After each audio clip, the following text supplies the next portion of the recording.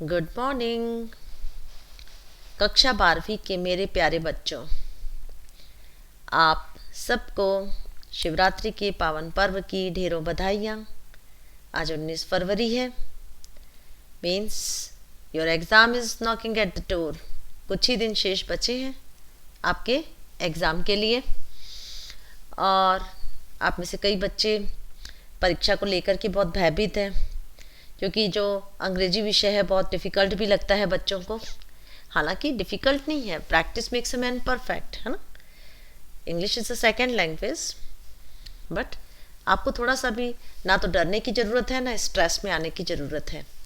मैं Sunita Wadhwani, lecturer of English, government higher secondary school Sambalpur, आप सबके लिए इंग्लिश की क्वेश्चन बैंक लेके आई हूँ। और मैं अपनी अंग्रेजी क्वेश्चन बैंक के प्रश्नों को आप सबके साथ शेयर करने जा रही हूँ।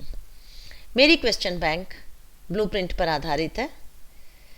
आप सब जानते हैं कि अंग्रेजी के प्रश्न पत्र में 3 सेक्शन होते हैं ब्लूप्रिंट के हिसाब से। Section A reading comprehension 20 number का, section B writing skill 30 number का, and section C literature text book 30 section का। सेक्शन ए रीडिंग कॉम्प्रीहेंशन में आपको 2 पैसेज दी हुई रहती हैं, और राइटिंग स्किल्स में आपके पास notice writing, advertisement, speech and report writing, article writing, grammar, और लिटरेचर टेक्स्ट बुक में आपके फ्लेमिंगो और विस्तास के क्वेश्चंस दिए रहते हैं। अब वो कैसे दिए रहते हैं, हम इन्हीं सबको हमारी क्वेश्चन बैंक के थ्रू देखेंगे। तो आप मेरे चैनल को अंत तक के, आप मेरे वीडियो को अंत तक के देखते रहिए, और मेरे चैनल को सब्सक्राइब जरूर करें। तो अब हम जाते हैं सेक्शन ए रीडिंग कॉम्प्रीहेंशन। तो रीडिंग कॉम्प्रीहेंशन में मैं आपके लिए लेकर आई हूँ सेक्शन ए में कुछ इम्पोर्टेंट पैसेज, जिनकी अगर आप इन पैसेजेस को हल करेंगे तो आपको एग्ज़ाम की पैसेजेस के लिए कॉन्फिडेंस आएगा, आपको खुद के ऊपर भी कॉन्फिडेंस आएगा, है ना।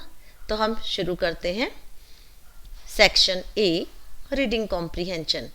पहली पैसेज जो रहती है ये 12 अंक की रहती है, जिसमें आपको पैसेज को पढ़ना रहता है।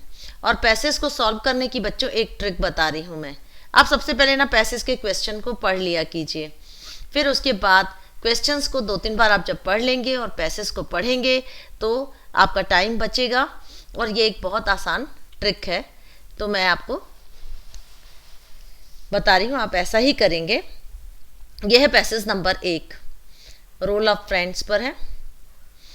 आपको जो भी पैसेज दी रहेगी उसमें शुरू के जो 5 क्वेश्चंस रहेंगे वो MCQ मल्टीपल ऑप्शन वाले रहेंगे, 1 2 3 4 5, एंड आप स्क्रीनशॉट ले सकते हैं। और आपको थोड़ा सा भी वरी होने की ज़रूरत नहीं है। आप मेरी PDF को लिंक दी रही है मेरी वीडियो में, YouTube वीडियो में, आप वहाँ से मेरी PDF को डाउनलोड भी कर सकते हैं। तो मैंने बताया शुरू के 5 क्वेश्चंस MCQ रहेंगे, फिर 6 to 10 तक के जो क्वेश्चंस रहते हैं आपको उनका आंसर एक वर्ड या एक सेंटेंस में लिखना है। क्वेश्चन नंबर 11 और 12 में आपको कुछ वर्ड्स दिए रहते हैं, और आपको इंस्ट्रक्शन दिया जाता है कि you have to pick out words from the passage that means, या तो आपको उन वर्ड्स की सिमिलर मीनिंग फाइंड आउट करनी रहती है, मतलब सिनोनिम, या फिर आपको उस वर्ड की अपोजिट मीनिंग एंटोनिम पता करना होता है। तो ये 11वें और 12वें नंबर के प्रश्न रहेंगे। यह है passage 2, you can take a screenshot।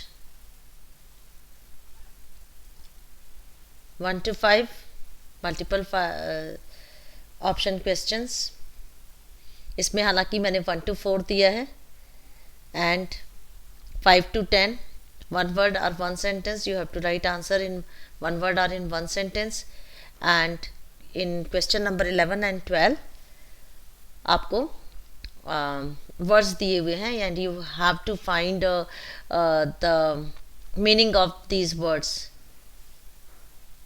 you have to find the words which have similar meaning.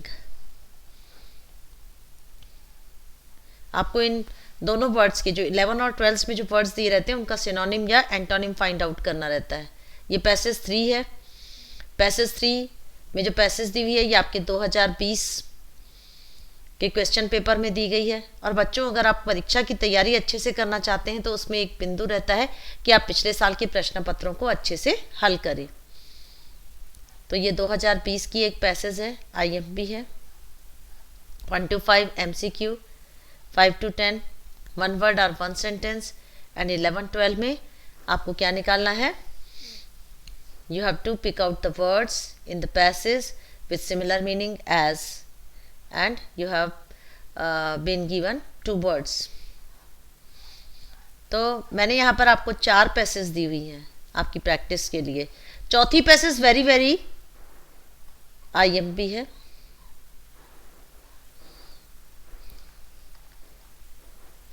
ये है आपकी passage important. The word depressed in common uses means sad, frustrated, fed up, bored up and pessimistic. The mood of a depressed person is much lower. फिर अब बच्चों 8 mark के लिए आपको एक पैसेज दिया हुआ रहेगा नोट मेकिंग एंड समराइजिंग के लिए. 4 नंबर का नोट मेकिंग और 4 नंबर की आपको समरी लिखनी रहती है. नोट मेकिंग आपको आपके क्लास टीचर्स, आपके विषय के शिक्षकों ने बहुत अच्छे से पढ़ाया है. मैंने क्लास टीचर कहा क्योंकि मैं अपनी क्लास की क्लास टीचर भी हूँ, है ना. तो आपके जो विषय के शिक्षक हैं उन्होंने आपको भली भांति नोट मेकिंग का पूरा फॉर्मेट बताया होगा. आप भी जानते हैं कि नोट मेकिंग मतलब क्या करना रहता है? नोट्स बनाने रहते हैं, है ना, ताकि हम इंफॉर्मेशन को रिकॉल कर सकें. नोट मेकिंग में सबसे पहले टाइटल देना रहता है. उसके बाद 3 मेन हेडिंग ढूंढते हैं हम पैसेज से. अब उस मेन हेडिंग से रिलेटेड हम आइडियाज़ ढूंढते हैं और उनको सब हेडिंग के अंदर लिखते हैं. आपको मैक्सिमम 3 मेन हेडिंग्स लिखनी है और मेन हेडिंग के नीचे सब हेडिंग.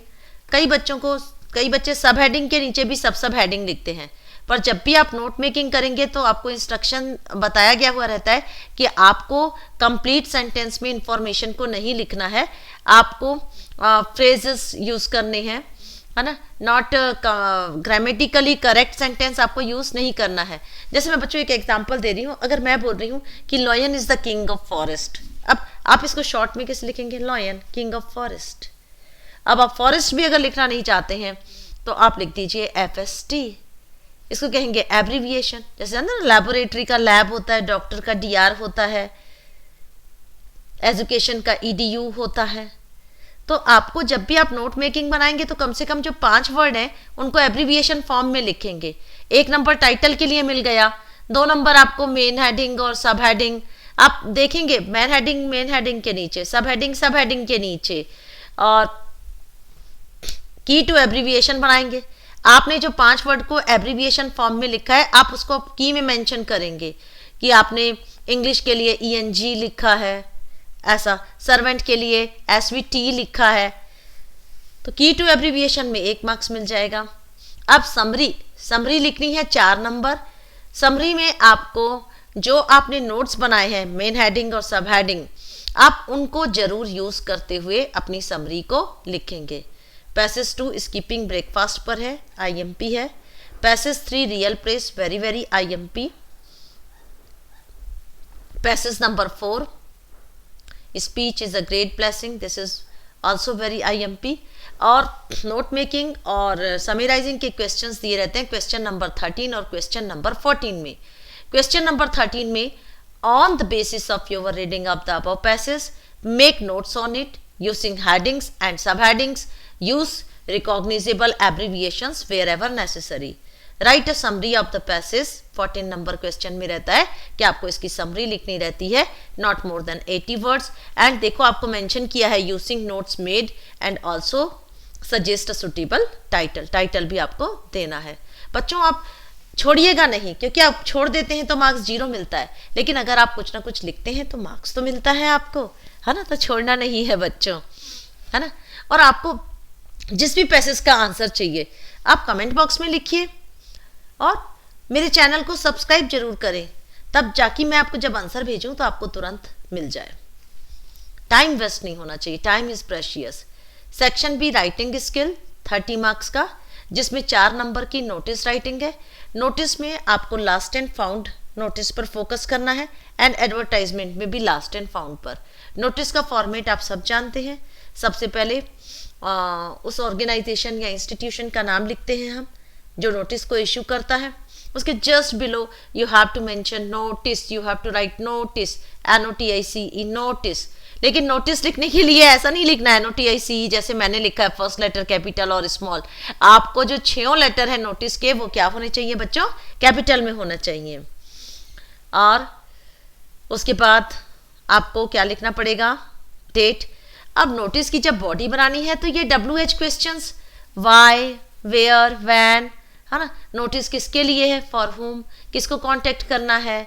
नोटिस यानी जो कंपटीशन है वो कहाँ पर होगी, नोटिस में जो भी आप कंपटीशन को आप मेंशन कर रहे हैं वो कहाँ होगी, उसका प्लेस वेयर, टाइम व्हेन यानी venue where and time, and who can participate एंड किसको उनको कांटेक्ट करना है। ये सब इंफॉर्मेशन आप बॉडी में देते हैं। नोटिस को हमेशा एक बॉक्स में बंद करें, नीचे में आप अपना सिग्नेचर करेंगे और फिर आपको क्वेश्चन में जो आपका नाम दिया रहता है, जैसे यहाँ पर दिया ना रवि और रचना, लड़के रवि लिखेंगे, लड़कियां रचना लिखेंगी, और उसके बाद आप अपना डेजिग्नेशन लिखेंगे। You are Ravi Rachna as president of the cultural forum of your school, you have organised an inter school orchestra competition on the occasion of the silver jubilee competition on the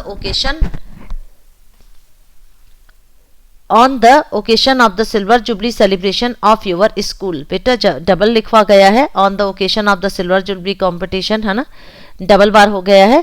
To err is human। Write a notice in 50 words informing the students of your school about the competition।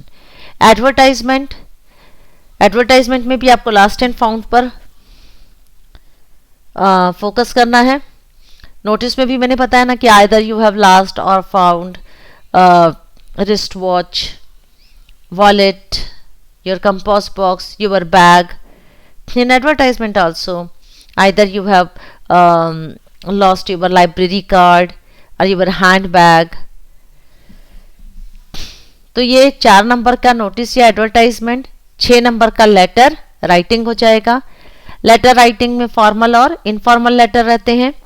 Informal letter में आपको अपने family, friends, relatives को लिखते हैं। इस बार के लिए IMP है कि you have to write a letter to your friend and you have to invite him to spend summer vacations with you, summer holidays with you. And second में भी आप अपने फ्रेंड को जिनका रिसेंटली नीट एग्जाम में selection हुआ है या फिर AIEEE में सिलेक्शन हुआ है, तो you have to write a letter for congratulating him for her grand success in the examination। Formal letter में कंप्लेन लेटर पे आप फोकस करेंगे, और कंप्लेन लेटर आपको पता है मैंने मेरी तरफ से आपको मैंने ये 2 टॉपिक दिए हैं। You are Suman Sumit living at 5 Ganesh Bagh Bangalore, there is frequent power cut and voltage fluctuation in your area causing great inconvenience and damaging electrical appliances। Write a letter to the assistant engineer of the electricity board complaining about the difficulties you face, seeking quick action। आप सबको पता है format, sender की address पहले होती है, date होता है, सब्जेक्ट होता है। फॉर्मल लेटर मतलब सब्जेक्ट जरूर मेंशन करना है ना, फिर रिसीवर की एड्रेस रहती है, तो पूरा फॉर्मेट में आप लिखेंगे।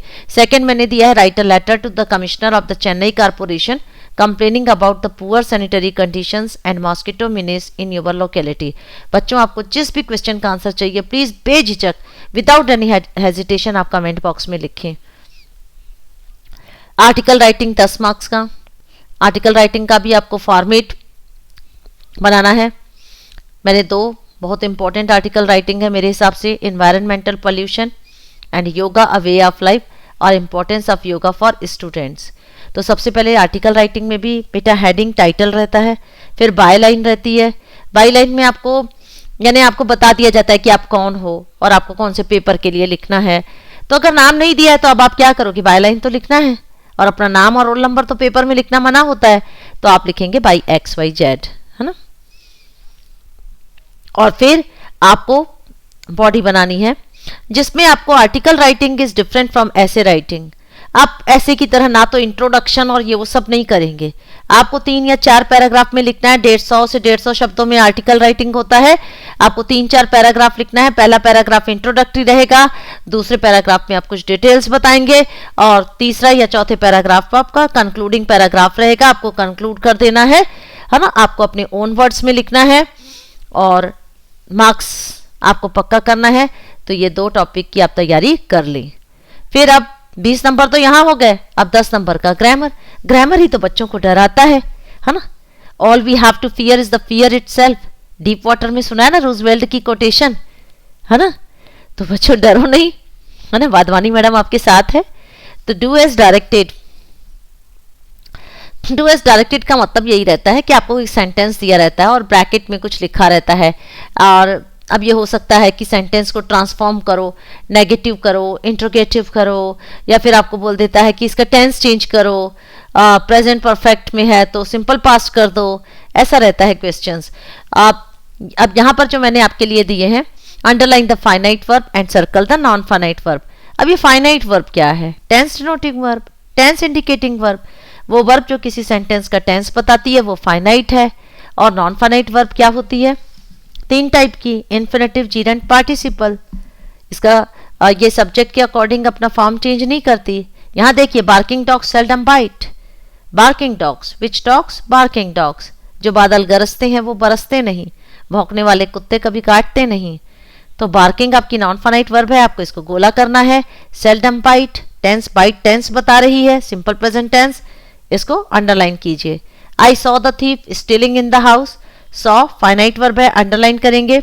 स्टीलिंग नॉन फाइनाइट वर्ब है, सर्कल करेंगे।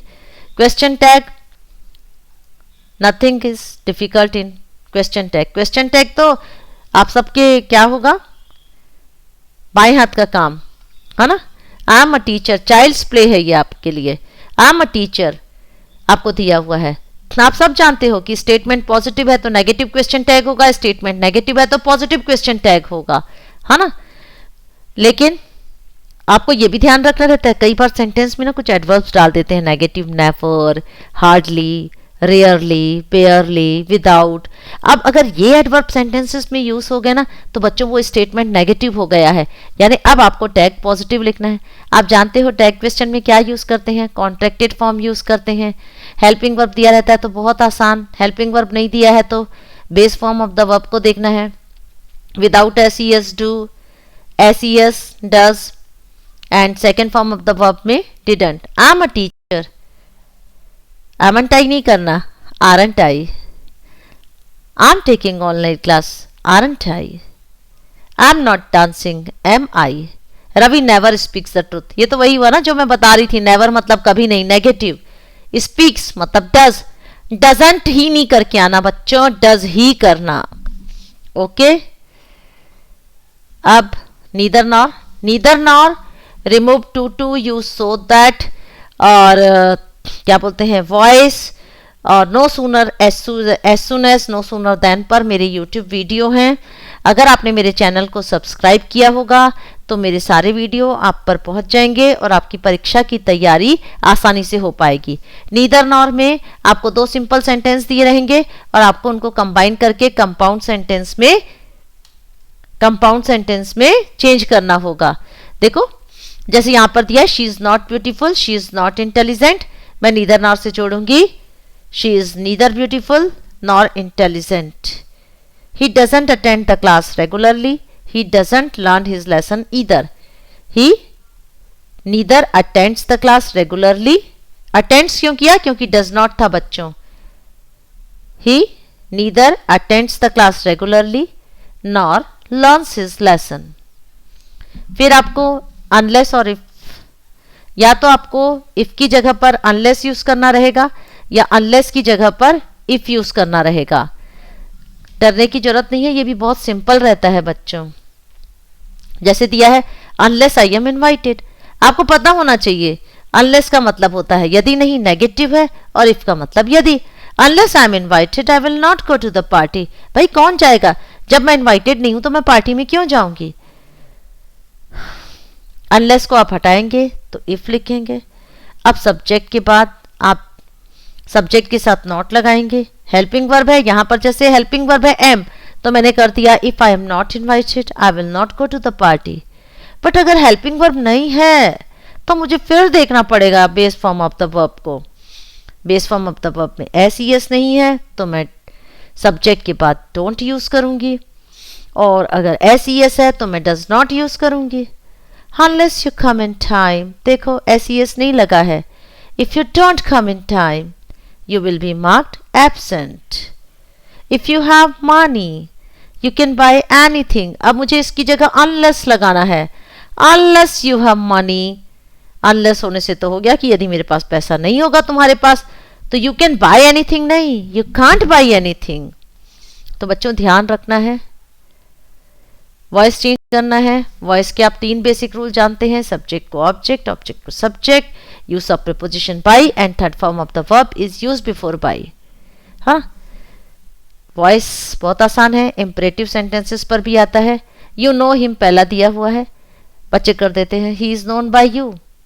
नहीं, बोर्ड भी बहुत चालाक है, कुछ तो डिफिकल्ट होगा इसमें, कुछ तो डिफरेंट करना होगा। जब भी वर्ब नो रहती है तो बाई प्रीपोजिशन का यूज नहीं करते हैं। To, he is known to you, I know you, you are known to me.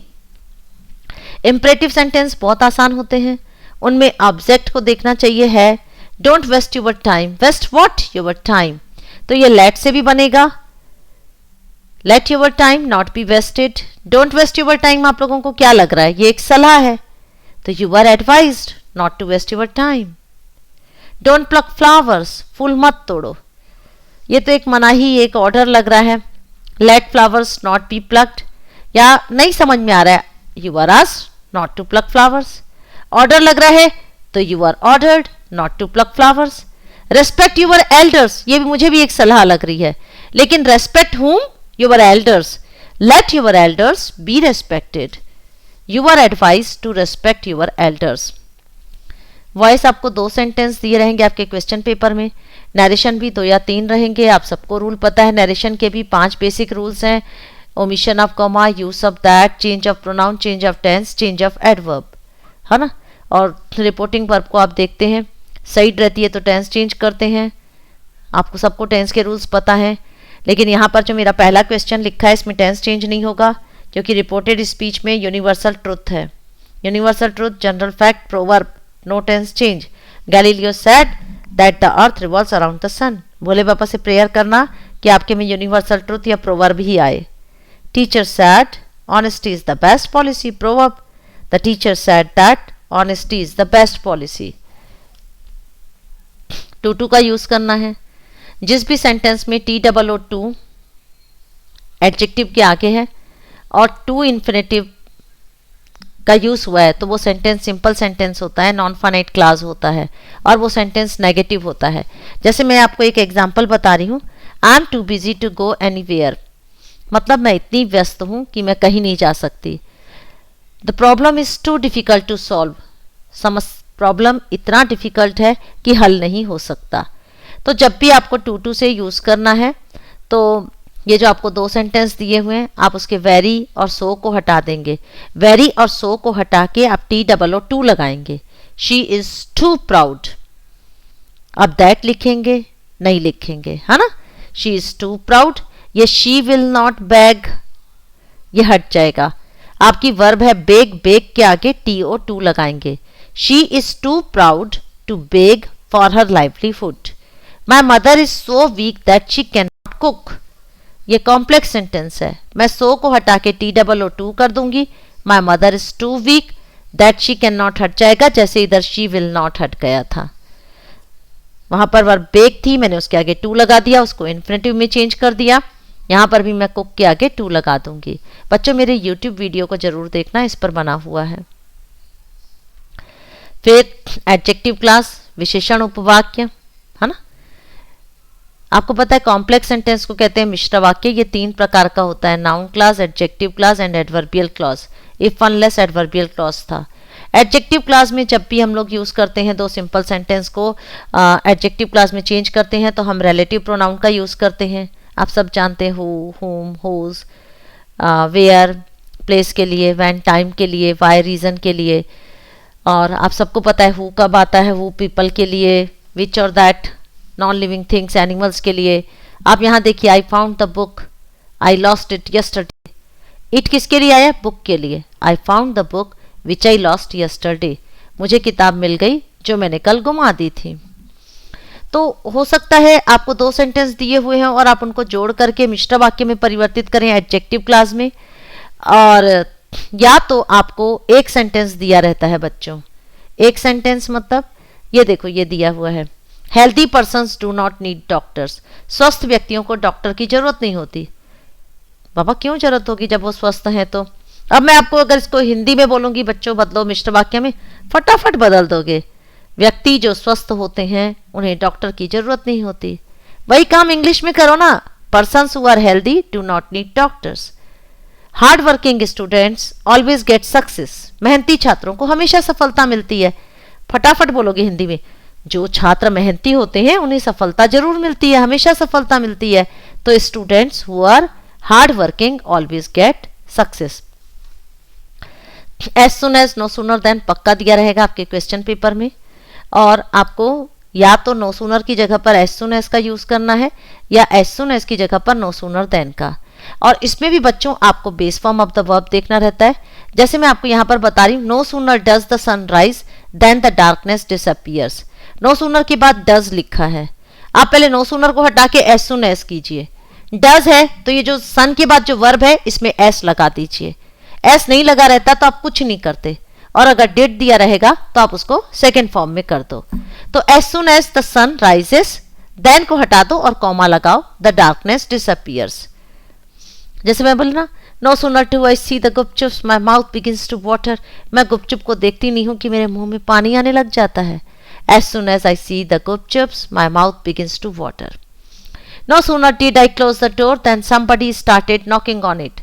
As soon as I closed the door, closed क्यों किया बच्चों? क्योंकि no sooner के बाद did था, then को हटा के कॉमा लगा दो, somebody started knocking on it। यही चीज आपको as soon as को हटा के जब no sooner then करोगे तो आप ये देखोगे कि as soon as के बाद जो सब्जेक्ट है उसमें अगर वर्ब का सेकेंड फॉर्म है तो no sooner के बाद did लगाओगे।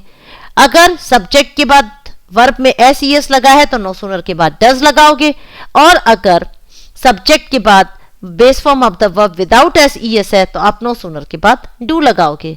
और जैसे एज सुन एज में कॉमा रहता है फर्स्ट सेंटेंस के बाद, तो आपको मेन क्लॉज से पहले यहाँ कॉमा है, लेकिन यहाँ पर आपको मेन क्लॉज के कॉमा को नहीं यूज करना है, आपको मेन क्लॉज से पहले THAN देन का यूज करना है। तो as soon as the guard whistled the train started moving off, whistled second form है। no sooner did the guard whistle than the train started moving off।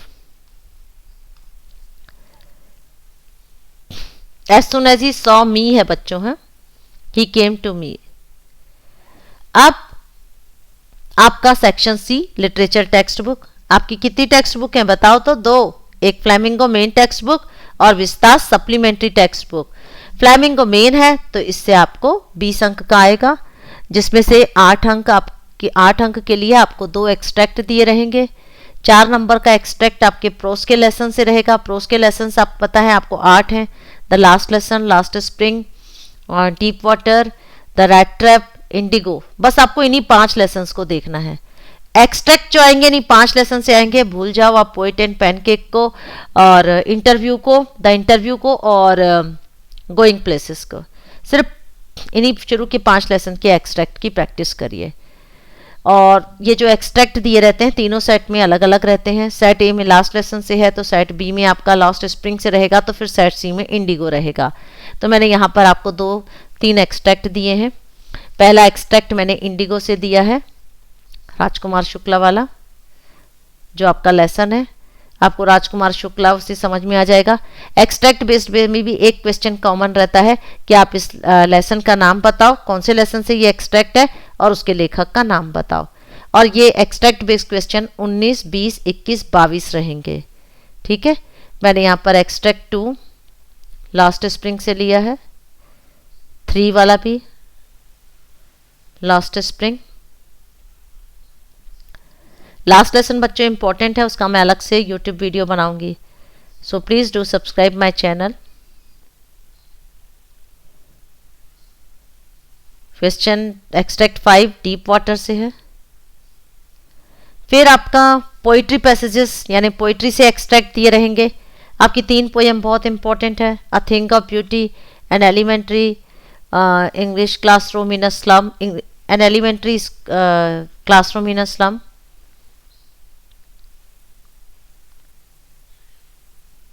Elementary school classroom in a slum. तो ये देखिए extract 1 thing of beauty, very very IMP, John Keats, by John Keats. फिर second आपका extract मैंने दिया आपको practice के लिए, elementary school classroom in a slum. Third my mother at 66, very very IMP, और इसके क्वेश्चंस रहेंगे 23, 24, 25, 26। फिर 2 अंक के 5 प्रश्न रहते हैं, आप जानते हो, है ना। तो 27, 28, 29, इसमें जो ये 2 अंक के प्रश्न हैं ये फ्लैमिंगो से दिए रहते हैं, और प्रश्न नंबर 31 और 32 आपके विस्तास के 2 अंक के प्रश्न रहते हैं। मैंने 29 प्रश्न आपको प्रैक्टिस के लिए दिए हैं। What is the deep water से जैसे दिया है, what is the misadventure that William Douglas speak about, why did Franz not want to go to school that day. आपको एक क्वेश्चन आ सकता है कि उस दिन स्कूल का सीन कैसे डिफरेंट था, फ्रांज एमएमएल से क्यों डरा हुआ था, उसको क्या करके जाना था। Question number 4 is very very IMP, is Saheb happy working at the tea stall, why did the peddler think that the world was a rat trap, why was the crofter so talkative and friendly with the peddler, how were Gandhi ji and Shukla treated by Rajendra Prasad servants. ये देखो बच्चों मैंने 29 प्रश्न दिए हैं। Who is the Tiger King? Why does he get, how he get that name? Why does Charlie call the world in 1894 peaceful? Justify the title, The Tiger King. What does the chief astrologer tell to be the cause of Maharaja's death? Who was Dr. Sadao? Where was his house? How did Roger Skunk find 3 more pennies? Who is Mr. Lamb? How does Daddy get into his garden. और ये जो 30 और 33 के प्रश्न हैं वो 6 अंक के रहेंगे। 30वां जो रहेगा फ्लैमिंगो का और 33वां विस्तास से। आपको 3 कैरेक्टर स्केच जरूर याद करें मेरे हिसाब से, एम हेमल, टाइगर किंग और द रेड ट्रैप पेडलर। ये 3 मैंने इस पर आपको यूट्यूब वीडियो भी बनाया है, और आप उस YouTube वीडियो को देखेंगे तो आपको ये जो मेरे तीनों प्रश्नों के आंसर हैं वो बहुत ही सरल भाषा में बहुत आसानी से आपको याद हो जाएंगे, मैं दावा करती हूँ। और कल या परसों मैं ये भी डाल रही हूँ। प्रश्न नंबर 7वां बहुत इंपॉर्टेंट है। What is the first day cover, how is the grand central station a symbol of escape. और एक ये भी बच्चों, justify the title of the last spring and draw the character sketch of tiger king in your own words. इसका बना हुआ है YouTube video. अब इसका बना रही हूँ। What is the theme of the story rat trap, how has this theme been developed, and what is the first day cover, how is the grand central station a symbol of escape. मैंने इसको online class में बहुत बार बताया। Comment on the appropriateness of the title the tiger king. Character sketch of doctor Sadao. तो बच्चों आपको मैंने ये इतने कम क्वेश्चंस दिए हैं, और ये अति महत्वपूर्ण प्रश्न है इस पैसेज में। और आप यदि इन प्रश्नों की तैयारी करते हैं तो मैं दावा करती हूँ कि आप एग्ज़ाम में बहुत ही अच्छे अंकों से उत्तीर्ण होंगे। 80 में से कम आपके 70, हो सकता है 80 ही आ जाएं, है ना। तो बच्चों प्लीज़ आप इस प्रश्न बैंक के प्रश्नों को याद करें, तैयारी करें। आपको जहाँ भी डिफ़िकल्टी है let me know through your comments in the comment box, और डू सब्सक्राइब माय चैनल को सब्सक्राइब करना मत भूलना, क्योंकि अभी मैं लगातार 2-3 दिन वीडियो डालूंगी तो वो आप तक पहुंचेंगे, और आप लोगों के लिए ही मैं वो वीडियो बना रही हूँ। मैं चाहती हूँ कि मेरे सीजी के बच्चे बहुत अच्छे नंबर स्कोर करें बच्चों, है ना। तो ये क्वेश्चन बैंक आपको मेरे यूट्यूब वीडियो के नीचे एक लिंक दिया हुआ है जहाँ से आपको ये PDF डाउनलोड भी हो जाएगी। मैं बस चाहती हूँ कि मेरे बच्चों का भला हो, और मुझे कुछ नहीं चाहिए, आप लोग अच्छे से तैयारी करें। All the best my children, और प्लीज़ मेरे यूट्यूब वीडियो जितने भी मैंने जो बनाए हैं आपके टूवर्ड्स डायरेक्टेड सेक्शन को लेकर, आपके ग्रामर के टॉपिक पर और आपके जो इम्पोर्टेंट प्रश्नों पर, आप उनको ज़रूर देखें और उनका फ़ायदा उठाएं। Bye, all the best my children, take care of you. और समय को मत गंवाना, बिकॉज टाइम इज़ प्रेशियस। तो एक एक मोमेंट का आप यूज़ करें।